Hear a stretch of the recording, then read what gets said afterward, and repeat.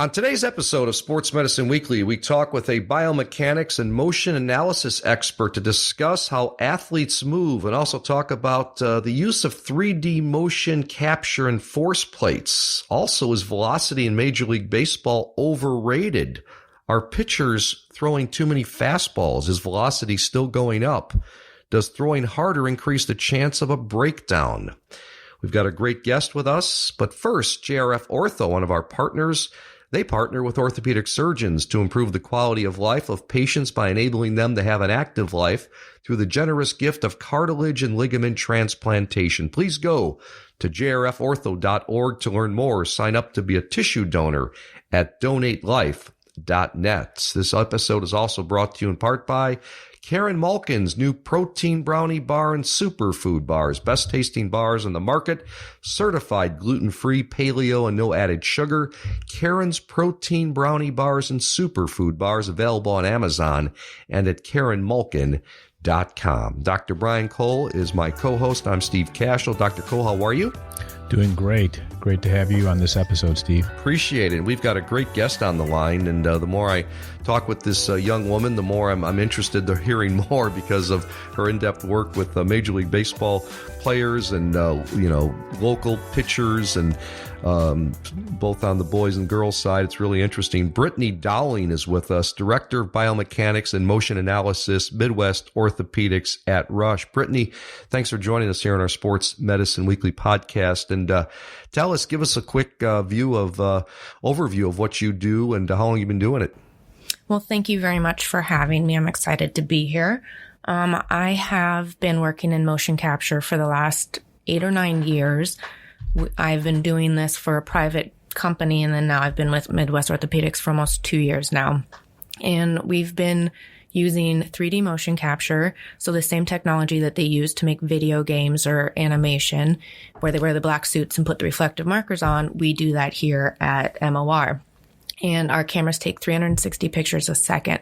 So we have players come in, we put the markers on them, have them throw either from the flat ground or the mound, and we are able to go through each frame and compare where they are to healthy pitchers or to healthy throwers and give them suggestions on, hey, this is something that we would like to have you maybe work on. You're doing this great. This will help you increase your performance. Or, hey, this is actually going to lead to maybe a breakdown in your mechanics, and now you're going to have an injury risk. So we kind of do a full-blown assessment here to help the athlete either come back from an injury or avoid an injury to begin with.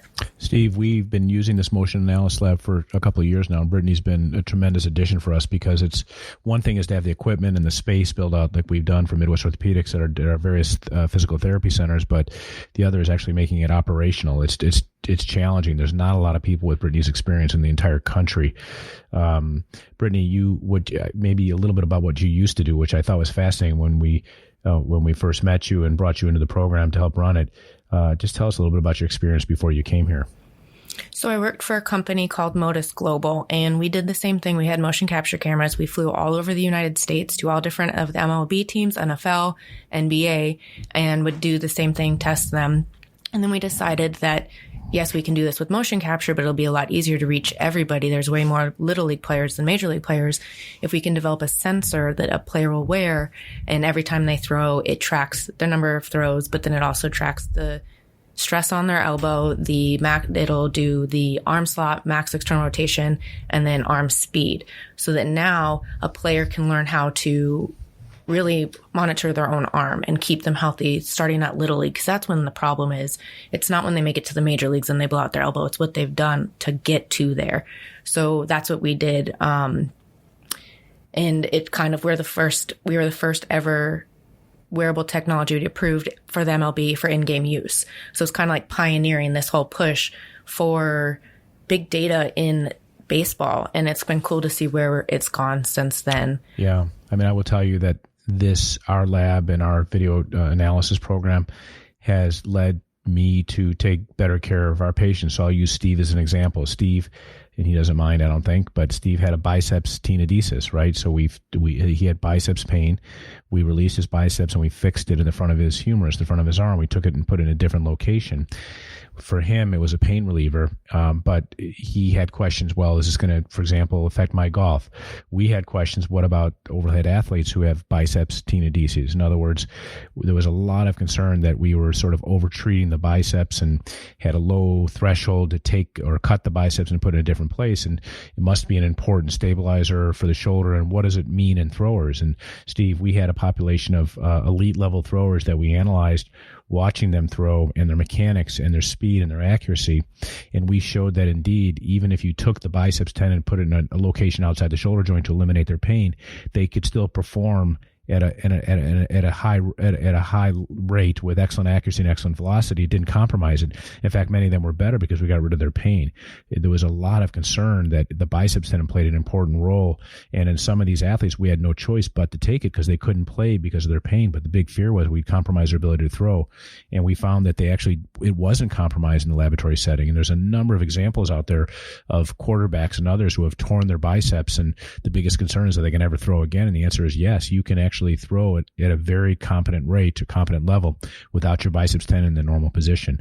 So these are really important, tools that I can't intuitively figure that out in the office. We have to ask the question, and it's the epitome of what we call translational research, where you've got a problem in the office, you have a baseball player there, you're trying to solve this problem, non-surgical treatment's not working, but he or she can't throw or pitch. What are we going to do, and what are the consequences of the treatment that we traditionally provide? It might be different for you versus a throwing athlete, and it turns out that we found that an acceptable treatment had actually got them back at a very high level. Interesting stuff. And Dr. Cole and Brittany, what led me to thinking about this topic in this specific episode of Sports Medicine Weekly, a couple stories that I've been hearing about and then doing a little more deeper research. Let me give you an example. 3 major league pitchers, Luis Severino, Chris Sale, Noah Syndergaard, each an all-star in 2018, all three among the 20 hardest throwing starting pitchers in the majors that year. Severino and Syndergaard ranked 1 and 2. Sale just made it inside the top 20. Those 3 plus 4 more pitchers all had Tommy John surgery over the past 17 months to repair a torn elbow ligament. The breakdown rate is staggering. 1/3 of the 21 hardest throwing starters blew out in less than a year and a half. So it leads me to these questions for Dr. Cole and for Brittany here. Is velocity still going up? Are pitchers throwing too many fastballs? Does throwing harder increase the chance of a breakdown? Does throwing harder increase the stress on the elbow? Are pitchers pushing the limit in velocity? Are pitchers throwing too hard for their own good? And thus, is velocity overrated? So, Brittany, what do you think about that? And what are, you did an extensive spring training with the White Sox, going through some of this. Well, what was some of the talk, amongst the pitchers and the pitching coaches, and, what you found in some of your analysis? Well, I don't think velocity is overrated. If MLB is struggling to get the younger generation in to be watching, they're trying so hard. It's exciting to watch someone go out there and throw 105. I think it's how we manage these elbows to get to 105 and how we keep them healthy, not limit their throwing or their max velocity because we think it's going to hurt them. Let's get them to where they can and then manage that correctly. Like I worked with Severino right after he was drafted. So it's interesting to see some of these guys who right when they were drafted, they were doing okay, and then kind of watch their breakdown. And I don't think it's a velocity thing. I think it's more of a workload thing. And I know explain that. What do you mean by workload? Overuse? So again, back to it could be, but there's this idea of acute and chronic workload. So acute would be, let's say, the last 7 days versus the last 28 days. And so a lot of research has been done with Catapult, which is a IMU that you wear, and like kind of like on a bra.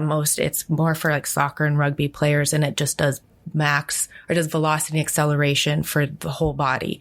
And Dr. Tim Gabbett out of Australia has found that if your acute and chronic ratio, so your 7-day compared to your 28-day, changes either below 1 or below 0.7 or above 1.3, your risk of injury increases 66%. So when I was working at Motus, we found the exact same ratio, that same issue. If your workload increases 30% from that week that you've done the last month, your risk of injury increases. So if we can ramp guys up correctly, so slowly, and then get them to a steady 28% or 28 days, they can maintain a high workload without getting injured. It's this idea of going up and down. The Angels, I think they might be doing it again this year. I should check, but a 6-man rotation. So now we have guys who are wanting to go, they're only throwing every 6 days. That's a lot of up and down. Which isn't Trevor good Bauer then. at the Dodgers. Right. Is that what you're saying? It depends on how they maintain it, how they're making sure that these guys maintain that workload. They're not jumping from like 0.5 to all of a sudden 2.5. Like these, we got to get there and then maintain it. Trevor Bauer wanted to be on a 4-man rotation for the Dodgers this year. That didn't happen, but it's trying to figure out how we are monitoring these. Traditionally, it's with a pitch count. It's only on the mound. But what are they doing to get on the mound? What are they doing for their plyo drills? They're throwing weighted balls. Then they go and they throw their long toss. Then they have their bullpen before they get on the mound. Then now we have 8 pitches between each inning. So we're worried about guys who threw 110 pitches last night in their game when really they just threw 250.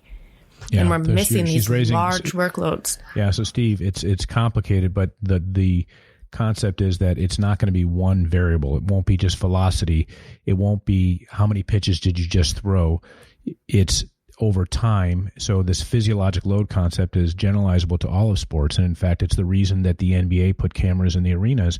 The primary rationale was to look at acute, meaning short-term chronic versus chronic, meaning long-term loads, because there are a number of injuries that we see that they're not just overuse, but they're related to fatigue.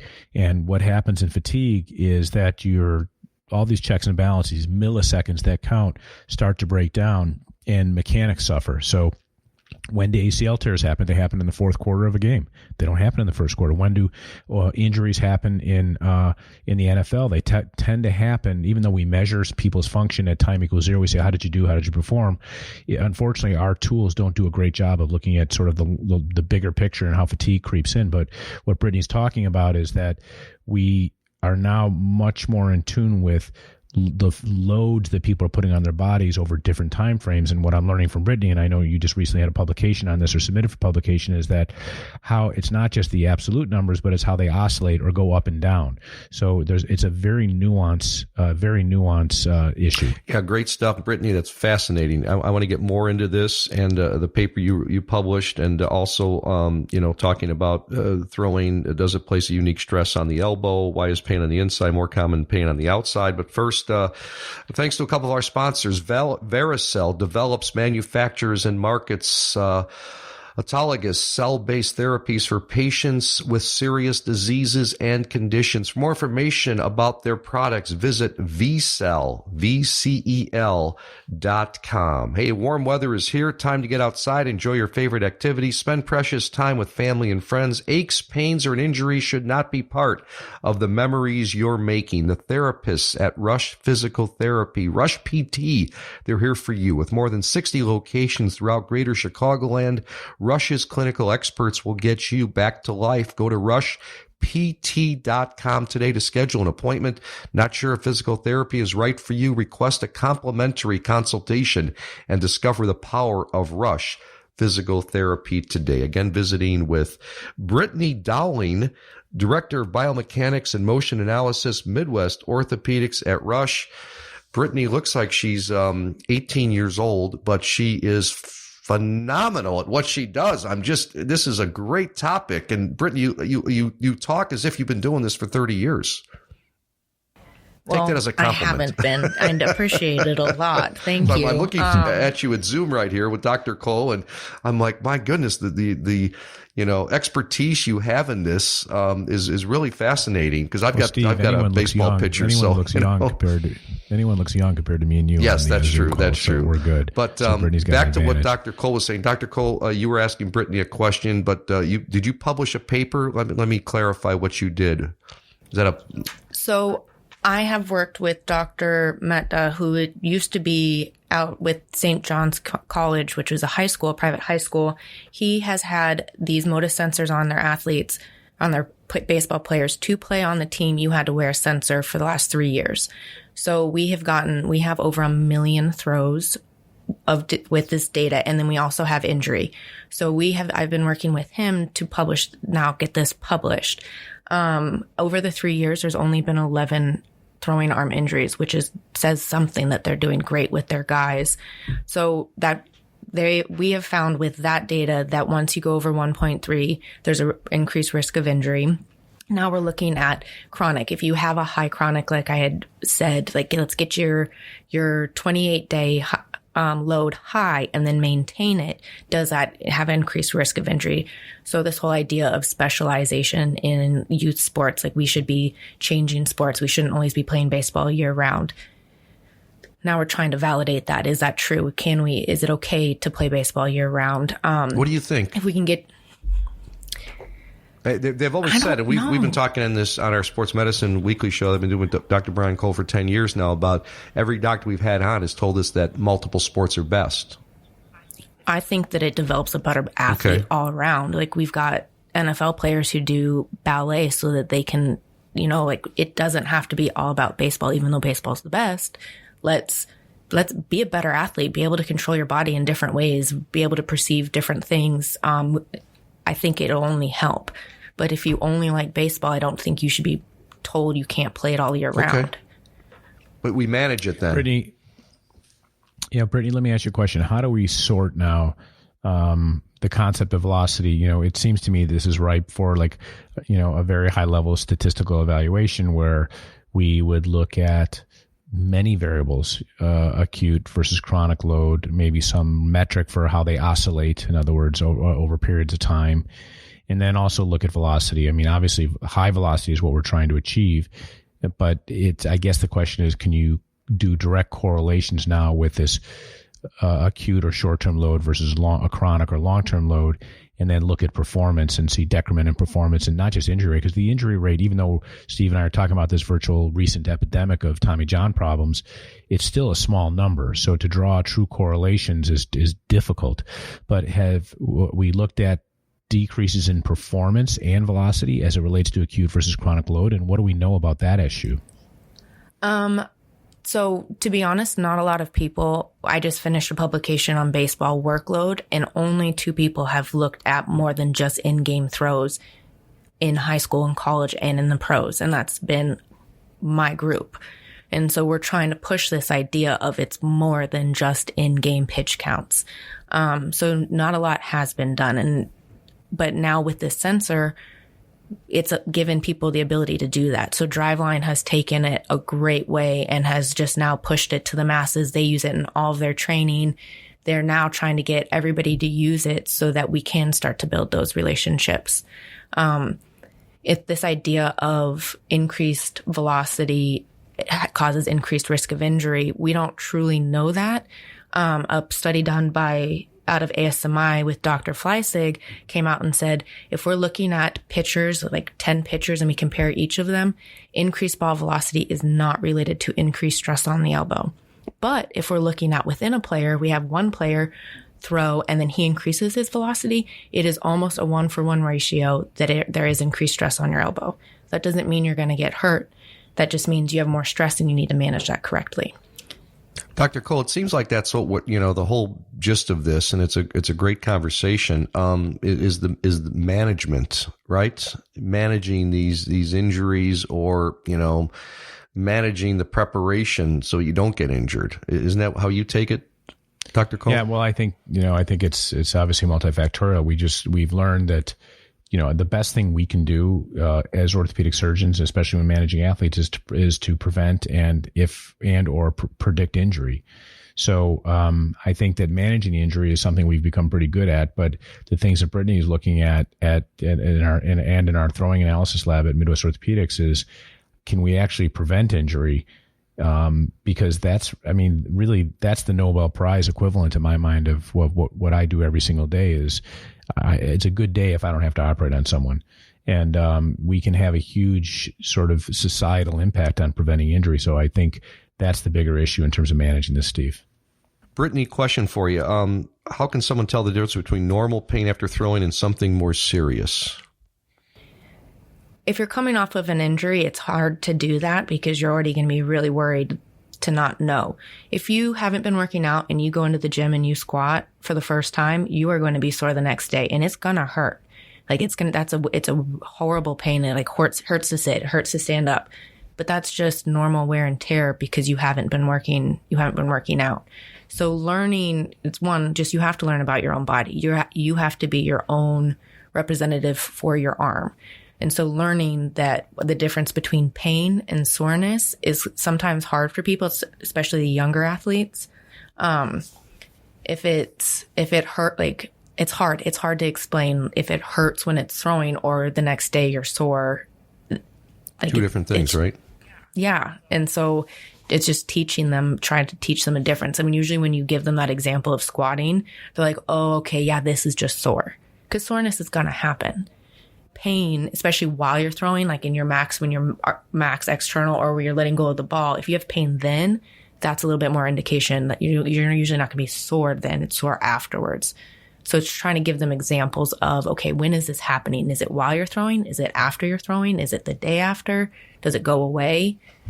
Okay. I've got a couple more questions before we wrap up. I'm not sure if this is a better question for Dr. Cole or for Brittany. Why is pain on the inside more common than pain on the outside of the elbow? Of the elbow? Yeah.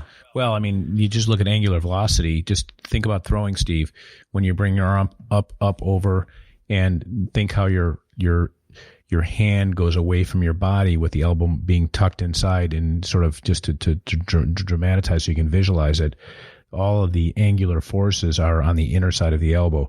If you started to get outer side elbow pain, you know you got a big problem, quite frankly. That's a bigger problem. So inner sided elbow pain is because the stresses of angular velocity of throwing a ball are so enormous. It just pulls on that area. So that's the reason why. Golf is a different one. Every sport is different, but tennis, golf, throwing. But throwing is an angular velocity, meaning the forces across the inner side of the elbow are enormous. Okay, so Brittany, what give us kind of a wrap up here. You're doing some fascinating work there at the Oak Brook facility at Midwest Orthopaedics at Rush. People aren't aware of this. I mean, I've got a young pitcher who, my goodness, I mean, he's 6'2", 14 years old. They just got him up to almost 80 miles an hour on his pitching, and I'm proud of that. It scares me a little bit, but he's working with a great pitching coach. But I'm like, boy, we should go see Brittany. I mean, so what? Give us some takeaways here. I mean, what are you guys doing? Who are you seeing? Who should see you? And what goes on in your sessions? So anybody who throws the ball could benefit from this. You are constantly working on your mechanics, even when you make it to the MLB, until the last time you put down the ball. So thinking that you're perfect is a little bit iffy. Even Trevor Bauer doesn't think he's perfect. He has 4 analysts that he pays out of pocket to constantly be tweaking his stuff. So hurt or not, you could come in and learn about your body, learn about what you're doing right, and learn about what you can do better.